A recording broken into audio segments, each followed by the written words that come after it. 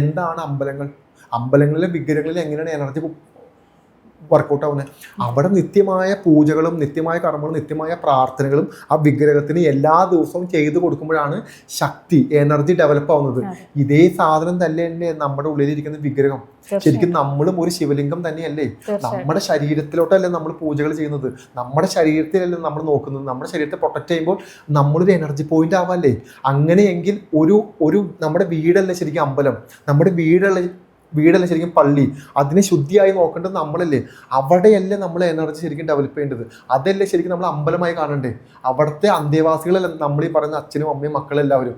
രണ്ടുപേരും അവിടെ energy develop ചെയ്യാനുണ്ടെങ്കിൽ അത് എന്ത് പവർഫുള്ളാണ്. നമ്മുടെ ശരീരം തന്നെയാണ് ക്ഷേത്രം, അങ്ങനെയാണ് പറയുന്നത്. ശരീരം തന്നെ, അത് ഞാൻ പറഞ്ഞ അതിന് ശരീരം ക്ഷേത്രം നമ്മൾ പറഞ്ഞുകൊണ്ടിരുന്നൊരു കാര്യമില്ലല്ലോ.